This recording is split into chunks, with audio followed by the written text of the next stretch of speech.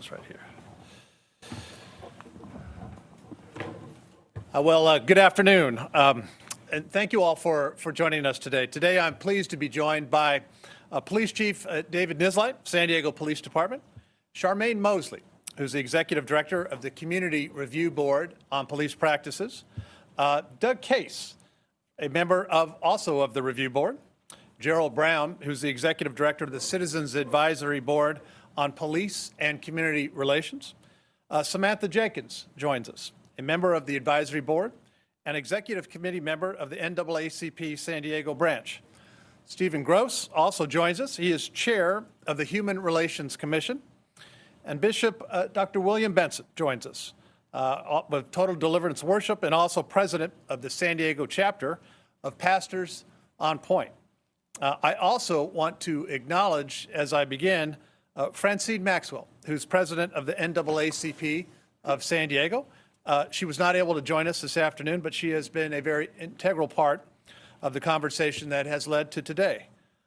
Today, we are here to announce two new standalone policies that will help San Diego police officers, help reduce the use of force, further embrace the highest standards of accountability, increase public trust, and protect against the unnecessary loss of life.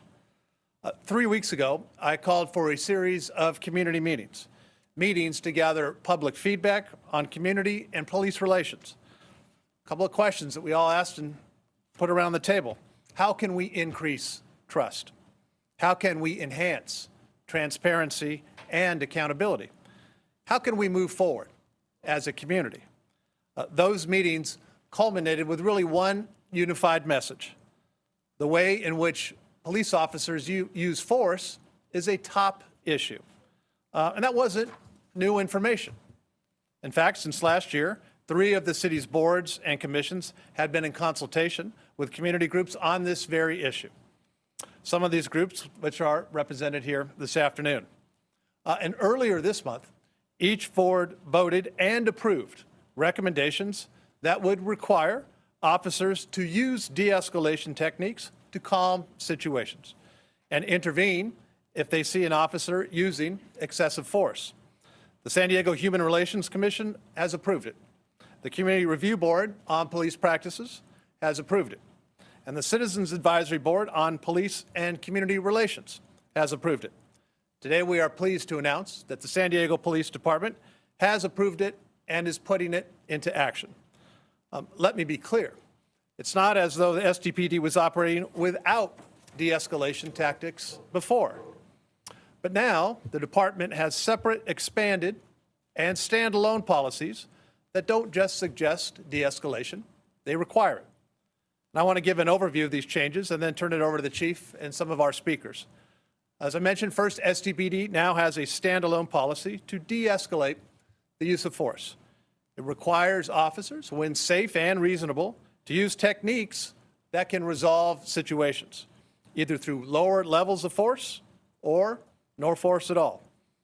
That is important because de-escalation tactics help officers to diffuse a situation, and enhance, obviously, their officers and the public's safety. And it lessens unintended consequences. And as a result, of course, can result in lives saved. De-escalation steps include things like creating a buffer zone between an officer and a subject to help reduce tensions, or calling on specialized resources such as the Psychiatric Emergency Response Team. These policies are meant to protect the officer as much as the subject and prevent escalation whenever possible before force is used. I want to be clear, force should always be the last option. But SDPD can still use reasonable force levels if de-escalation tactics do not work. The second change is officer intervention. This policy complements the first, and I think is just as important. SDPD now has a new standalone policy outlining an officer's duty to intervene. This policy requires officers to step in if another officer is using unreasonable force, and it mandates that they report the incident to a supervisor. This is a policy that will help make sure that what happened in Minneapolis does not happen here in San Diego. SDPD operates under a culture of excellence. I insist upon it. Chief Nisleit insists upon it. And I mean it when I say SDPD has some of the best men and women in the country that are proudly serving our city and our department. And this policy codifies what our department already believes. Protection and preservation of human life is the #1 goal. The actions of one officer can impact all officers. The actions of one officer can impact all communities. So if the actions of one officer go too far, every officer has a vested interest in making sure that it does not. These changes do not represent the crossing of a finish line, but they do represent the bottom line, the foundation of trust that all of us are working to build upon and improve upon. They are part of a lasting, continued conversation between our police department and the community. Just like SDPD did with the banning of the carotid restraint, we are setting a new standard. And just like with the banning of that restraint, these are reforms that California and the nation should follow. These practices join several others recently revised or already on the books at the San Diego Police Department.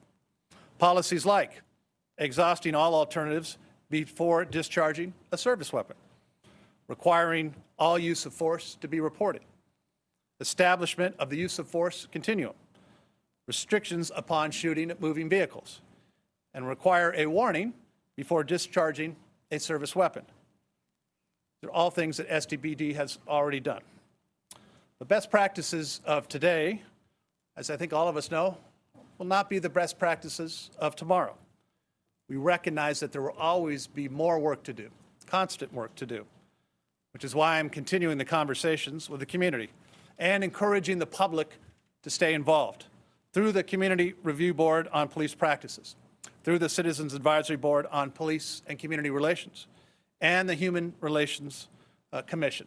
It's been a coordinated, consistent effort, and I think that has led us to the results that we have seen not only today, but over the last several months and years. I want to thank Chief Nisleit. He is plugged into the needs of this department and the needs of our community, and he does it 24/7. I don't think he rests at all and probably doesn't sleep very much. But that's the type of dedication that we are fortunate to have in the city from not only this department, but from the person who is leading it at the top. His actions, his commitment to today are helping San Diegans become leaders that we are in accountability and reform. And so with that, I'm happy to turn it over to Chief of Police Dave Nisleit. Chief? Thank you, sir. I want to start off by first telling the community we hear you, we're listening. I also want to thank Charmaine Mosley from CRB, members of the Citizens Advisory Board, Francine Maxwell, Samantha Jenkins from NAACP, Stephen Groach from the Human Relations Commission. This is something, when I talk about de-escalation policy, this is something that we've been working on for a while. And as I say, we've been listening a lot, and we hear what the community's concerns are. And so really when I look at this new de-escalation policy and when I look at this new the duty to intervene, it's really to give clarity and give clear direction not only to the officers but also to the community of what is the expectations of the officers and what the community can expect from us. With our goal of always being preservation of human life is always our first priority. This new de-escalation policy, I believe, is the most robust or one of the most robust policies in this nation. It really further explains and gives expectations to our officers that you must look at all de-escalation matters. At the end of the day, our goal is to solve all incidents without any use of force. I mean, obviously, that's our first goal, and I really, truly believe that this new de-escalation policy gives the officers the clarity, gives our supervisors the clarity on the expectations of what it is that we're asking them to do. And then when you look at this duty to intervene policy, same thing. You look at this, we really changed the de-escalation, our duty to intervene policy, where it used to say you may or should, to a shall. It's an absolute, it's a mandate.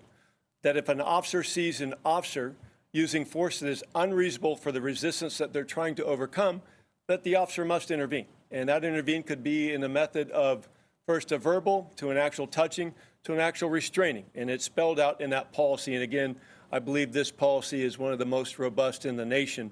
And so I'm very proud to be pushing this forward. As a police department, I'm very honored to work with chiefs that are in the back of the room that understand that we're always looking to get better, that improvement is just a day-to-day operation. And so when you look at best practices across this nation and look at what our goal is, preservation of human life, doing the very best that we can for our community, these two policies put us in better line to do that. But we're not done. We're not resting on our laurels. As we continue to move this department forward, as we continue to move law enforcement forward, we will continue to look at best practices across the nation, how best we can serve the communities that we are so honored to serve. And so, again, I want to thank all those involved, CRB, CAB, NAACP, Bishop Benson, I'm sorry I forgot you in the first time, and Pastors on Point. I see Dr. Gerald Brown over there, and, of course, Stephen Groats from the Human Relations Commission. We couldn't have done it without your input. I appreciate your input. I appreciate those conversations. And, again, we look forward to continue to serve this community. Thank you.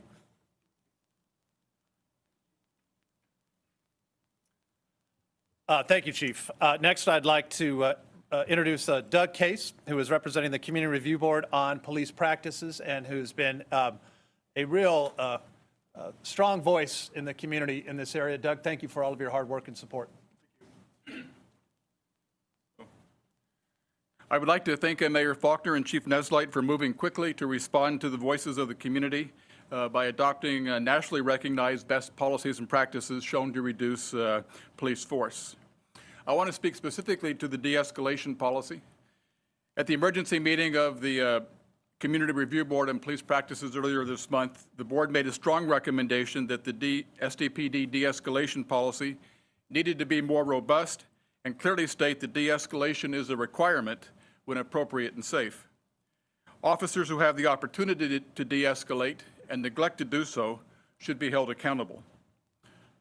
The new policy announced today meets those expectations. Over the years, the CRB has reviewed multiple cases where the use of force could have been avoided had the officers slowed things down and attempted to communicate effectively and calmly with the subject. In some cases, the approach of the officers actually escalated the situation.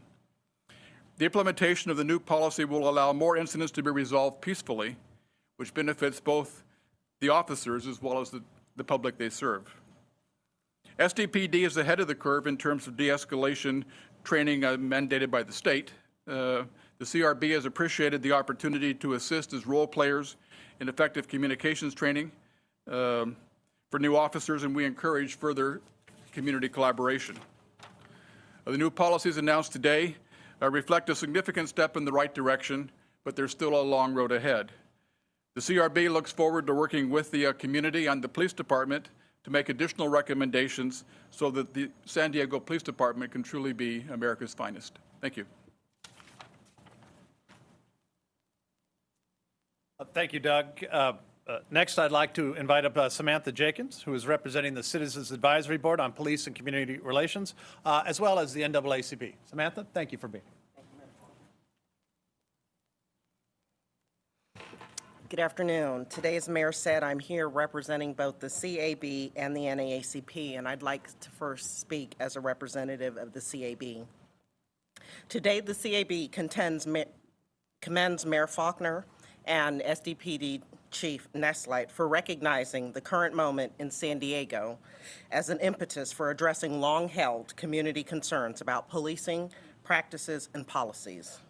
The adoption of Campaign Zero's 8 Can't Wait recommendations are recognized by the board as being a substantive first step with San Diego stakeholders. These changes reflect both the proposals and recommendations that have been put forth by the board during their 2 years of focused work in this area. The board looks forward to continued partnership regarding these changes, as well as others that we hope will be embraced soon. Now, speaking on behalf of the NAACP, I thank both Mayor Faulconer and Chief Nisleit for adopting Campaign Zero's 8 Can't Wait recommendations. Additionally, because we recognize that police officers are sworn to protect citizens from harm, we appreciate that the department has added new language regarding an officer's duty to intervene. This new level of built-in accountability will hopefully usher in a new culture of policing in San Diego. We recognize that policies presented today will serve as a valuable starting point for continued conversation and work towards improving both public trust and safety in our communities. We look forward to being an ongoing partner in that work.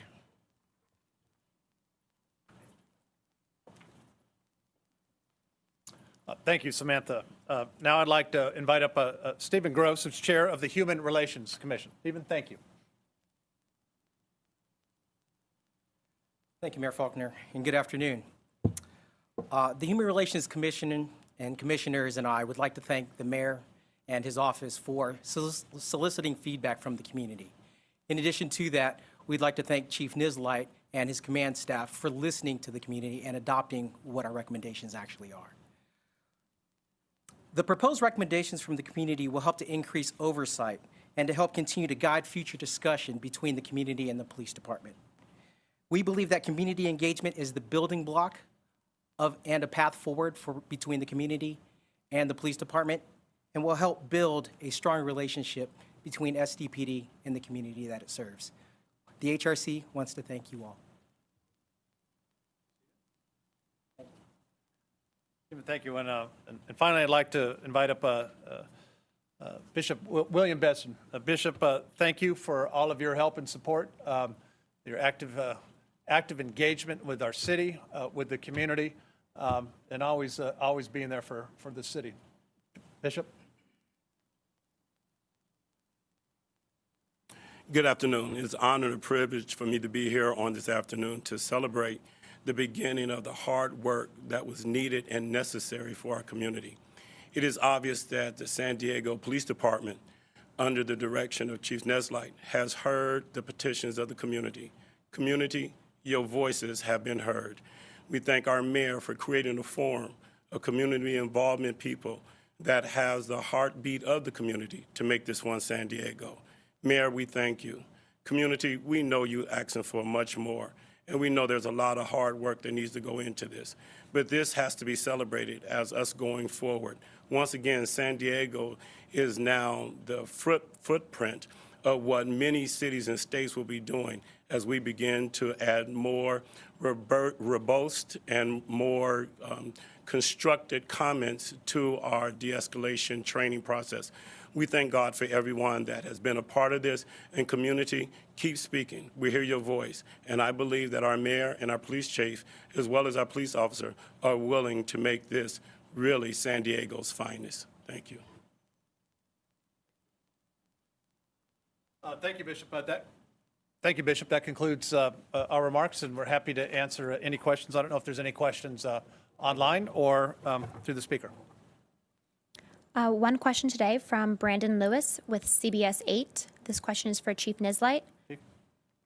How did the SDPOA react to these changes, and did they have to agree before they were implemented? Great question. Thank you.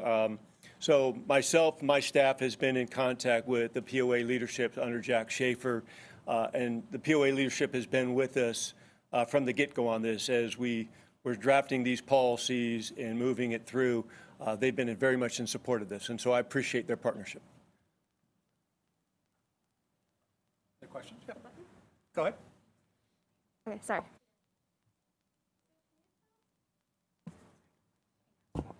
No, it is. Okay. Sorry. I'm Claudia with Univision San Diego. So can you tell us a little bit in practice, how is this going to look like? Will officers go through kind of like workshops, new training? Will this be, of course, implemented with new officers who join the police force? Just a little bit about logistics. Yeah, so yes to both questions. So as one of the committee members was speaking about, so there was a new law that comes into effect in July in this year. We're actually ahead of that curve, and that's in de-escalation training that is being taught to senior officers and the academy. What you will see here very quickly is we'll be rolling out additional training most likely through our success factors, and that's basically just an online platform that we use to push out training. So that will go to all rank and file. We'll also be meeting with all of our field training officers, and we'll also be sitting down with our command staff, so that would be captains, lieutenants, and sergeants, to really, as I did this morning about this policy with my commanding officers, is to really push out the expectations. Again, as has been mentioned, de-escalation has been part of our training. I've been here for 32 years. It's been part of our training. It's been part of our motto, but this is placing a greater emphasis on it with more robust verbiage. And so, as I said earlier, it really goes back to listening to the community, what the community wants to see out of us, what they expect from us, and then making certain that the expectations go to the officers so they understand the operative goals, but also to understand so the community understands what it is that we're doing. What is our mission? What are our goals? Okay. For the officer accountability, what will happen if there is an officer that might be using excessive force? Will it be kind of like code red, we need to do this? Will there be like some sort of investigation afterwards? Like, how will it play out? So anytime there's an excessive force complaint or it's something, a lot of times it's an investigator reviewing a case before it gets sent to prosecution, sees something that just doesn't look right, that will get forwarded to internal affairs, and an investigation will be launched. Now, if you have a failure to intervene and we see an officer that should have intervened, they would also be a subject officer in that complaint. Thank you, Chief. And the next question comes from David Gottfredson with Channel 8. And the question is, 8 can't wait policies are now required by SDPD. In other words, can officers be disciplined for not following any of those 8 policies? Absolutely. So officers can be disciplined for failing to follow any of our policies or procedures and different protocols that we have in place. So the 8 can't wait, those 8 things from Campaign Zero, clearly, if you violate those, and there's going to be an investigation launched, and if in fact the merits of the case and the truth comes out that you violated one of those policies or procedures, then accordingly discipline would be levied.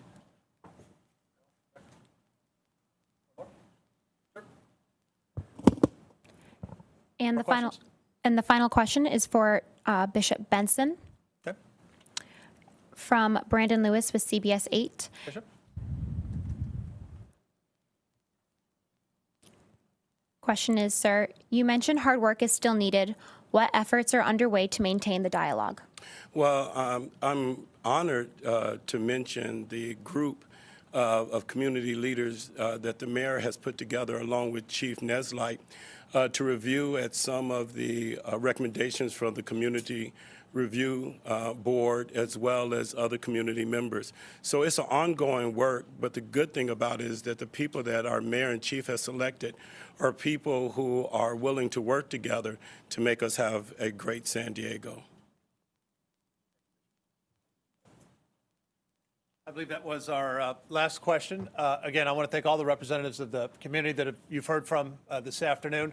All of the hard work that has gone into getting to not just this point, but along this continuum as we continue to invest in our men and women out there working to serve the public, and very clear expectations on what we expect as a city, what we expect as a department. Again, Chief, thank you for all of your hard work and all the men and women that are here today. This concludes today's press conference. We'll still be available for any questions one-on-one that any may have. Thank you.